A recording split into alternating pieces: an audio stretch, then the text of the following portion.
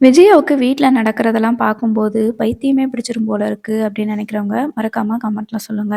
ஏன்னா, மனோஜ போயி கிறிஷ் டாடின்னு கூப்பிட்டுட்டான்ல, அதனால பயங்கர கடுப்புல இருப்பாங்க விஜயா.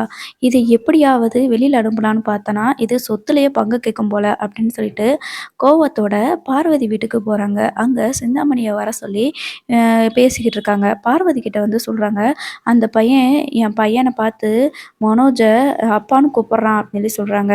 சரி சின்ன பையன் தானே விஜயா, தெரியாம கூப்பிட்டுட்டான் அப்படின்ற மாதிரி பார்வதி சொல்றாங்க. அதுக்கு இப்போ என் பையனுக்கு என்ன இவ்வளோ பெரிய பையனா இருக்கு, டாடின்னு கூப்பிடுறான். அந்த குட்டி சாத்தானுக்கு எங்கேருந்து இவ்வளோ தைரியம் வந்துச்சு? வீட்ல அண்டுறதுக்கு இடம் குடுத்தோம் அப்படின்னா, இது சொத்துலயே பங்கு கேட்கும் போல இருக்குது. என் பையனுக்கு வாரிசாகலாம்னு நினைக்கிறான் போல இருக்கு அப்படின்ற மாதிரி பயங்கர கோவத்துல சொல்லிட்டு இருக்கிறாங்க. இவன இனிமே இந்த வீட்ல இருக்க விடவே கூடாது. எப்படியாவது ஏதாவது ஒண்ணு பண்ணி இங்கேருந்து அவன விரட்டியே ஆகணும். என்ன நடந்தாலும் பரவால்ல. என்னைய அவரு அடிச்சா கூட பரவால்ல நான் வாங்கிக்கிறேன். ஆனா, அவன் இந்த வீட்ல இருக்கவே கூடாது.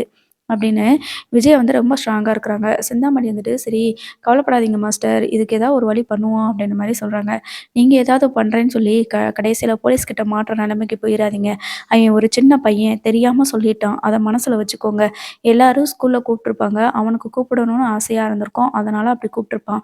அதனால இப்ப என்ன சொல்லுங்க? இத ஒரு பெரிய காரியமா வச்சுக்கிட்டு அந்த பையன ஏதாவது பண்ணணும்னு நினைக்காதீங்க அப்படின்னு சொல்லிட்டு பார்வதி சொல்றாங்க. விஜயா இருந்துட்டு, "உனக்கு உன் வீட்ல யாராவது வந்து உட்காரும்போது தான் தெரியும். முதல்ல இங்கேருந்து எந்திரிச்சு போ" அப்படின்ற மாரி சொல்ல, உடனே பார்வதியும், "எனக்கு இந்த வம்பு தேவையே இல்ல. நான் மனசுல நிம்மதியா இருக்கிறேன். நீங்க தான் பழியையும், பாவத்தையும் தேடி போறீங்க" அப்படின்னு சொல்லிட்டு பார்வதி அங்கேருந்து எந்திரிச்சு போயிடுறாங்க. சிந்தாமணி இருந்துட்டு, "இந்த பார்வதிய விடுங்க மாஸ்டர். இப்ப என்ன பண்ணலாம்னு நினைக்கிறீங்க?" அப்படின்ற மாரி சொல்றாங்க. "அதான் எனக்கு ஒண்ணுமே புரியல. இவன் எதுக்காக இப்படி சொல்றான்? எங்க வீட்லயே இருந்துருவான் போல இருக்குது. அவன எந்த வழியில நம்ம அனுப்புறது? சரி பேய் பிடிச்சிருக்கு அப்படி இப்படின்னு சொல்லி அனுப்பலான்னு சொல்லி பார்த்தோம்னா, அங்க ஏற்கனவே வந்து அவன் தங்கிட்டான். இனிமே அந்த சின்ன பையன் மேல பேய் பிடிச்சிருக்கு அப்படி இப்படின்னு சொல்ல முடியாதே. இல்லன்னா ஒண்ணு பண்ணலாம். இவன் இந்த வீட்ல இருந்தா யாருக்காவது உயிருக்கு ஆபத்து அப்படின்ற மாதிரி நம்ம வந்து ஏதாவது சொல்லலாமா? அப்படின்னு சொல்லி கேட்குறாங்க. சரி விடுங்க மாஸ்டர். எனக்கு தெரிஞ்ச சாமியார் ஒருத்தவங்க இருக்காங்க. அந்த அம்மாகிட்ட உங்கள கூட்டிட்டு போறேன். அவங்க உங்களுக்கு எது நல்லது, கெட்டது அப்படின்னு சொல்லிட்டு எல்லாத்தையுமே சொல்லிருவாங்க. அந்த பையன் இருக்கலாமா, வேண்டாமாங்கிறதையும் அவங்களே சொல்லிருவாங்க. இதனால உங்களுக்கு எந்த பிரச்சனையும் வராது. வாங்க நம்ம போய் அத கேட்கலாம். இல்லைன்னா அந்த பையன அந்த வீட்ல இருந்து அனுப்புறதுக்கு ஏதாவது பரிகாரம், பூஜை இருக்குதான்னு சொல்லி கேட்டு அத செய்யலாம் அப்படின்னு சொல்லிட்டு சிந்தாமணி ஐடியா குடுக்குறாங்க. உடனே விஜயாவும் இது நல்ல ஐடியாவே இருக்கு.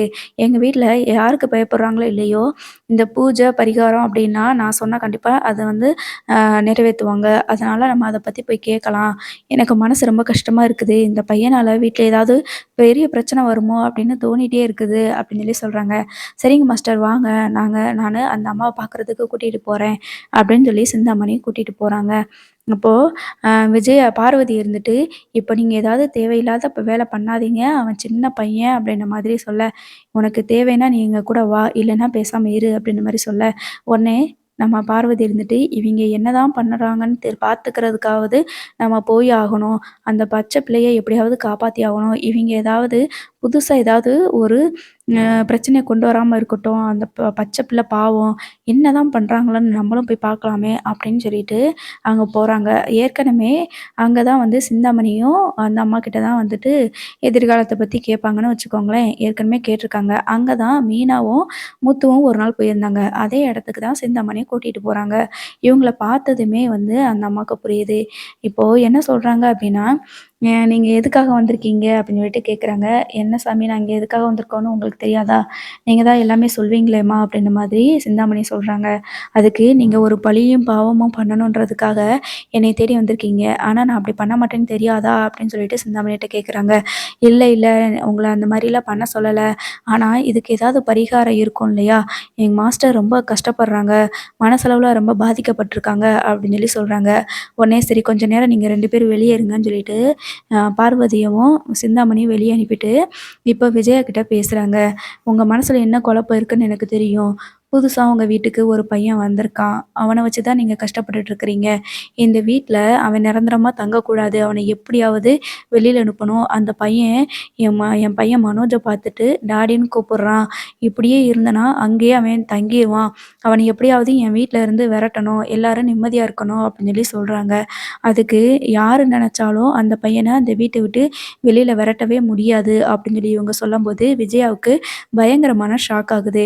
"என்ன சொல்றீங்க? அவன இந்த வீட்ட விட்டு வெளியில விரட்ட முடியாதா? அவன் ஒரு சின்ன பையன். அவனையே விரட்ட முடியாது" அப்படின்னு சொல்லிட்டு கேட்குறாங்க. அப்புறம் "அவன் உடம்புல எது அவங்க அம்மா ஆவி கல்யாணின்னு அவங்க அம்மா ஆவி இருக்குதோ?" அப்படின்னு சொல்லிட்டு கேட்குறாங்க. "அதுக்கு ஏதாவது பரிகாரம் பண்ணணும்னா சொல்லுங்கம்மா, நான் பண்ணிடுறேன்" அப்படின்னு சொல்லிட்டு விஜயா கேட்க, உடனே "இதுக்கு வந்து பரிகாரம்லாம் எதுவும் கிடையாது. இது பாச போராட்டம். கண்டிப்பா அந்த பையன் அங்க தான் இருப்பான்" அப்படின்ற மாரி சொல்லிர்றாங்க. "அவன வெளியில அனுப்பணும்னு நெனச்சீங்கன்னா, உங்க உயிருக்கே ஆபத்தா முடியும். அவன் அங்க இருக்கிறதுனால தான் நீங்க உயிரோட இருக்கீங்க" அப்படின்ற மாரி சொல்றாங்க. இவங்களுக்கு ஒண்ணுமே புரியல. "என்னம்மா சொல்றீங்க? ரோட்ல போற யாரோ ஒருத்தன் என் வீட்ல வந்து இருக்கிறான். அந்த பையன் என் வீட்ல இருக்கிறது தான் எனக்கு நல்லதுன்னு எப்படிம்மா நீங்க சொல்ல முடியும்? அதுக்காக யாரும் இல்லாத அனாதை பயல கூட்டிட்டு வந்து நான் வீட்ல வச்சிருக்க முடியுமா சொல்லுங்க? இப்படி ரோட்ல போறதுக்கெல்லாம் கண்டதுக்கெல்லாம் கூட்டிட்டு வந்து என் வீட்ல வச்சிருந்து, என் உயிர காப்பாத்தணுமா? அப்படி வேற ஏதாவது இருக்கான்னு சொல்லுங்க.